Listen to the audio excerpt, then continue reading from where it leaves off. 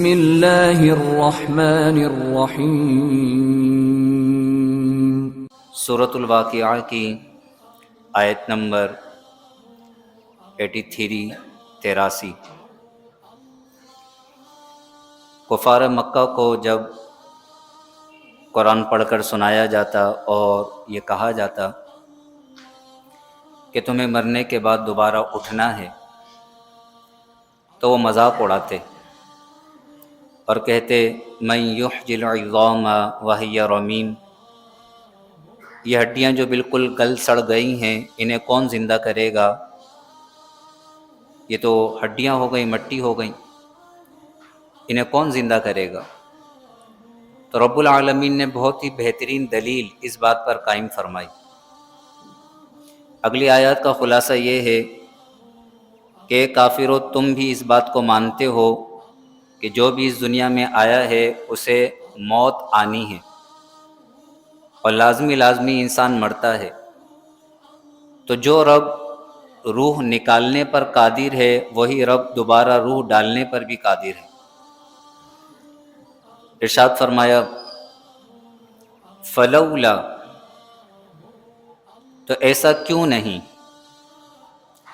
اذا بلغت الحلقوم، جب جان حلق کو پہنچ جائے، حلقوم حلق، بلغت جان پہنچ جائے، حلقوم حلق کو، وَأَنْتُمْ حِينَئِذٍ تَنْظُرُونَ، اور تم اس وقت دیکھ رہے ہو۔ اے کافرو، جب تم میں سے کسی کو موت آتی ہے اور اس پر نزع کی کیفیات طاری ہوتی ہیں اور اس کی جان حلق تک پہنچ جاتی ہے، اور یہ منظر تم اپنی نگاہوں سے دیکھ رہے ہوتے ہو، پوری کوشش کر چکے ہوتے ہو، ہر طرح سے علاج معالجہ کروا چکے ہوتے ہو، لیکن اس کے باوجود اس نکلنے والی روح کو تم روک نہیں سکتے۔ وَأَنْتُمْ حِينَئِذٍ تَنْظُرُونَ، اور اس وقت تم دیکھ رہے ہوتے ہو۔ وَنَحْنُ أَقْرَبُ إِلَيْهِ مِنْكُمْ، اور ہم اس مرنے والے کے تم سے زیادہ قریب ہوتے ہیں۔ اللہ تبارک و تعالی اپنے بندے کو ہر ایک سے زیادہ جانتا ہے، یا قرب سے مراد قرب مکانی نہیں ہے، کیونکہ اللہ تبارک و تعالی قرب مکانی، قرب زمانی سے پاک ہے۔ وہ کسی مکان میں ہو، کسی جگہ میں ہو یا کسی وقت میں ہو، اللہ اس سے پاک ہے۔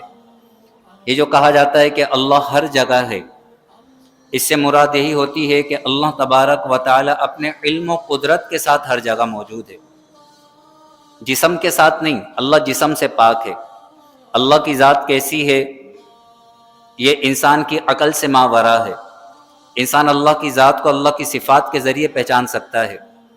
تو یہاں جو یہ فرمایا گیا کہ ہم مرنے والے سے تم سے زیادہ قریب ہوتے ہیں، یعنی ہم اس کی حالت کو، اس کی کیفیات کو تم سے زیادہ جانتے ہیں، اور ہم اس بات پر قادر ہیں کہ ہم اسے تندرست کر دیں، اسے مزید زندگی عطا کر دیں۔ علم و قدرت کے اعتبار سے ہم تم سے زیادہ قریب ہیں۔ وَنَحْنُ أَقْرَبُ إِلَيْهِ مِنْكُمْ، اور ہم اس مرنے والے کے تم سے زیادہ قریب ہیں۔ وَلَٰكِن لَّا تُبْصِرُونَ، لیکن تم دیکھتے نہیں۔ فَلَوْلَا، تو ایسا کیوں نہیں، إِن كُنتُمْ غَيْرَ مَدِينِينَ، اگر تمہیں بدلہ نہیں دیا جانا۔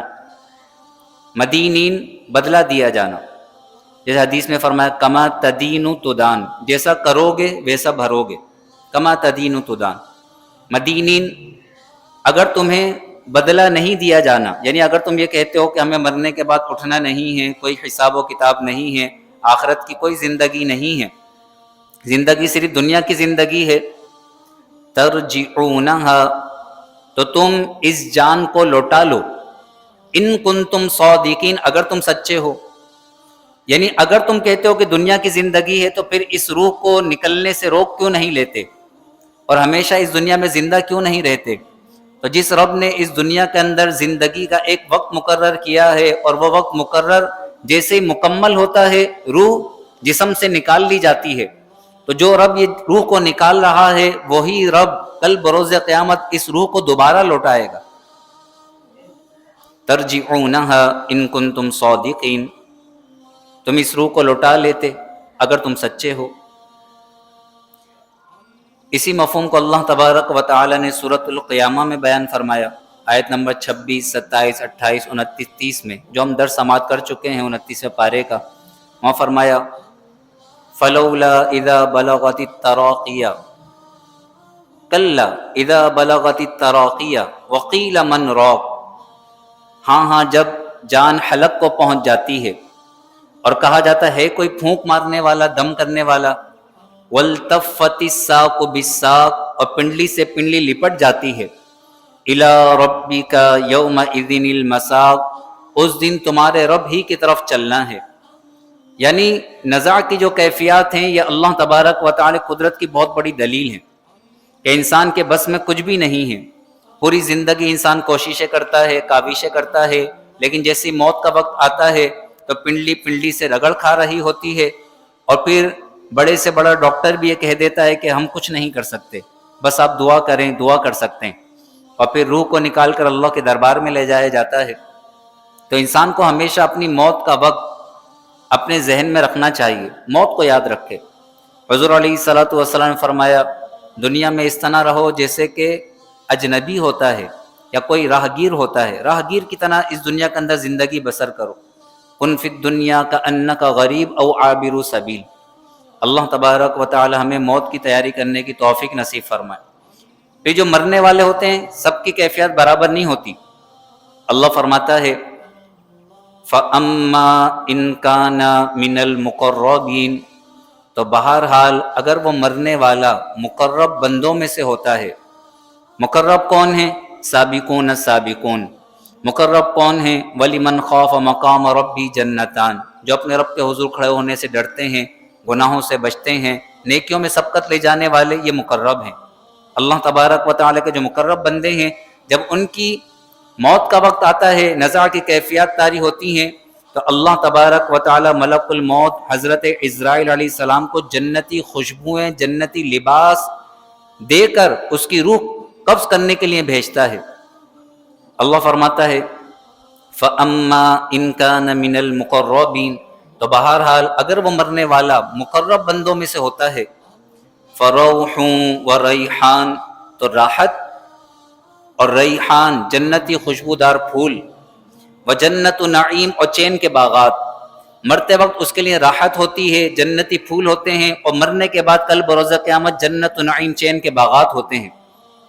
خواجہ معین الدین چشتی اجمیری رحمۃ اللہ تعالی علیہ دنیا سے تشریف لے جا رہے ہیں، پیشانی پر عبارت ابھرتی ہے کہ اللہ کا دوست اللہ کی محبت میں اس دنیا سے وفات پا گیا۔ اللہ کے پیارے بندے جب دنیا سے جاتے ہیں ان کے ارد گرد خوشبو مہک اٹھتی ہے، بڑی عجیب خوشبو ہوتی ہے، ان کی قبروں سے خوشبویں آ رہی ہوتی ہیں۔ یہ کیا ہوتا ہے؟ اللہ انہیں جنتی خوشبویں عطا فرماتا ہے، دنیا ہی میں ان کی شان و شوکت کو ظاہر کر دیا جاتا ہے۔ وَأَمَّا إِن كَانَ مِنْ أَصْحَابِ الْيَمِينَ، اور بہرحال اگر وہ مرنے والا دائیں ہاتھ والوں میں سے ہوتا ہے، جس کا نام اعمال سیدھے ہاتھ میں دیا جائے گا، فَسَلَامٌ لَكَ، تو تجھے سلام ہے، من اصحاب الیمین، دائیں ہاتھ والوں میں سے۔ یہ جو آیت ہے فَسَلَامٌ لَكَ مِنْ أَصْحَابِ الْيَمِينَ، اس کے کئی معنی بیان کیے گئے ہیں۔ اس کا ایک معنی یہ بیان کیا گیا ہے کہ جب دائیں ہاتھ والے کی روح کو قبض کیا جاتا ہے تو فرشتے اس سے کہتے ہیں کہ اے دائیں ہاتھ والے تجھے سلام، کہ تو دائیں ہاتھ والوں میں سے ہے۔ ایک معنی یہ فَسَلَامٌ لَكَ، تو تجھے سلام، من اصحاب الیمین، کہ تو دائیں ہاتھ والوں میں سے ہے۔ دوسرا معنی اس کا بیان کیا گیا ہے کہ فرشتے کہتے ہیں فَسَلَامٌ لَكَ، تجھے سلام ہو، من اصحاب الیمین، دائیں ہاتھ والوں کی طرف سے۔ یعنی جب دائیں ہاتھ والا ایمان لے کر اس دنیا سے جاتا ہے تو جو دوسرے دائیں ہاتھ والے ہیں جنہیں اللہ نام اعمال سیدھے ہاتھ میں دے گا، وہ اسے سلام کہتے ہیں۔ تیسرا معنی اس کا بیان کیا گیا ہے کہ لقا میں کاف سے مراد ہے حضور علیہ الصلوۃ والسلام، اور حضور کو خطاب کیا گیا ہے اور فرمایا گیا فَسَلَامٌ لَكَ، تو اے حبیب آپ کو سلام ہو، من اصحاب الیمین، دائیں ہاتھ والوں کی طرف سے۔ یعنی آپ دائیں ہاتھ والوں کی طرف سے بے غم ہو جائیے، بے فکر ہو جائیے کہ اللہ تبارک و تعالی نے انہیں نجات مقدر فرما دی ہے۔ یہ تینوں معنی ہے۔